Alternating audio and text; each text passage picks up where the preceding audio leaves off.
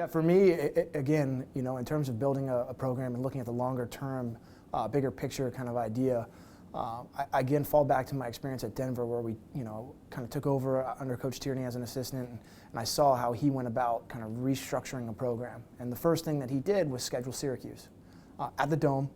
And he said, we're going to continue to go back there, and they might kick our teeth in, but we're going to learn from that experience. And so I took that and kind of amplified it. So our entire schedule is basically, and the idea and philosophy behind scheduling is we'll play anyone, anywhere, anytime.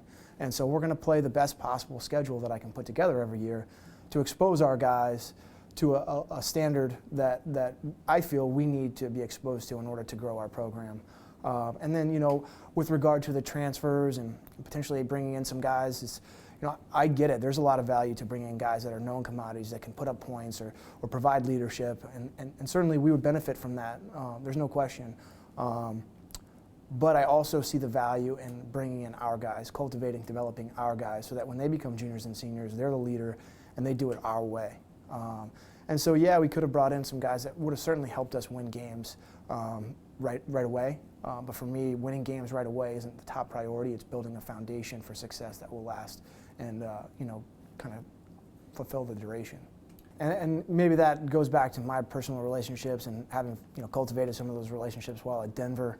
But I really believe at this point in time we can get kids from everywhere. And being the city school, we have something to offer everybody. We've got a kid who was a starter at Landon last year, and we've got kids from Bainbridge Island, Washington, and Southern California. So it doesn't really matter to me. Clearly Ohio is the bread and butter for us for a lot of reasons. But we're going to go find them if they can play. We want to bring them to CSU.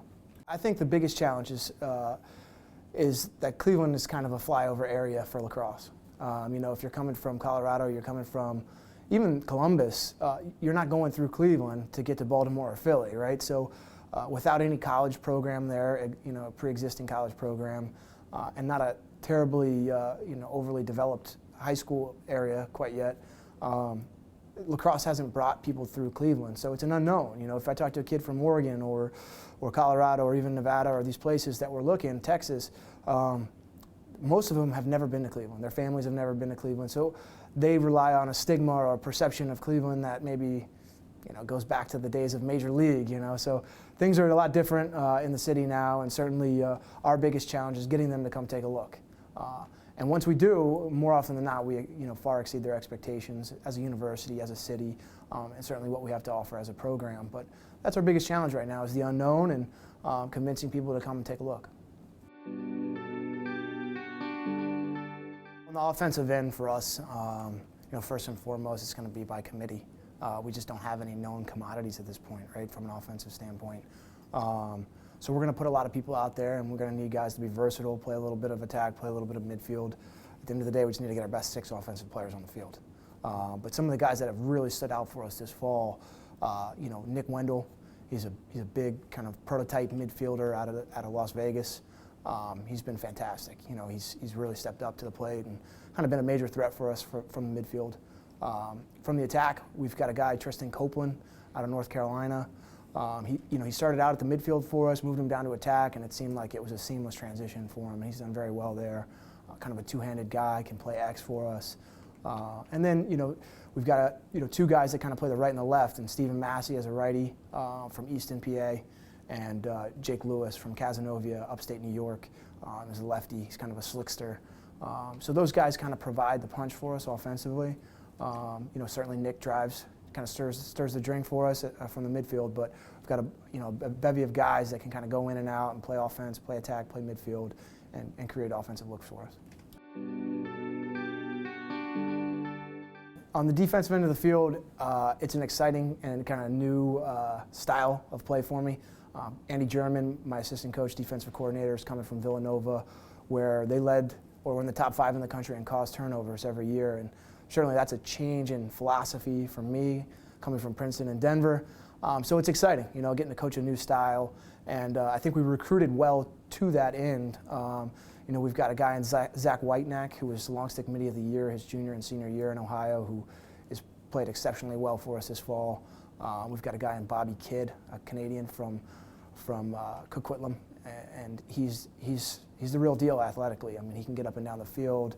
He's as big and athletic as a kid on the defensive end that I've ever coached.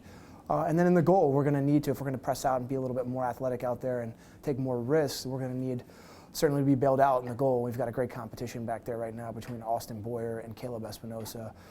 Boyer being from Orange County, California, and Espinosa out of Colorado Springs, Colorado. So exciting. Looking forward to it. It's going to force me to cringe a little bit because we're doing some unconventional things or things that I'm not familiar with, but certainly things I'm excited about, and it's going to help our program. I want it to be a program and a style of play that reflects our university and our city. So I want it to be exciting. I want it to be fast-paced. I want us to take risks. I want to give players opportunities to be players. So I'm not going to micromanage these guys maybe as much as I have in the past. And albeit that we're going to be young, I want them to learn and grow from those mistakes, especially early on this year and maybe next year, so that as we move on down the road, these guys will have played against the best competition, gotten on the field experience as youngsters, and so that they'll be able to feel confident as juniors and seniors going into some of the bigger games, more meaningful games in their careers.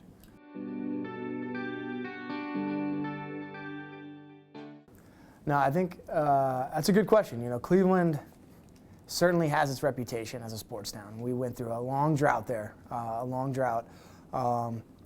and I would like to believe that as a sports town, we bring a brand new Division I program in as a sport that's a little bit of a niche sport and start to have some success, that people in the city will jump on board. I certainly think that as a sports town, Cleveland's one of the best, and I think lacrosse is new and exciting, and there's kind of an undercurrent of lacrosse fans throughout the city. So if we have some early success, there's no doubt in my mind that people will jump on the bandwagon. It's my job to galvanize those folks and get them out to see the games. And if it's not us they're cheering on early, if it's the opponent because we bring in some big name opponents, that's okay. Over time we'll win them over. And I think that we're putting in the work now that ultimately they'll turn to the green and white.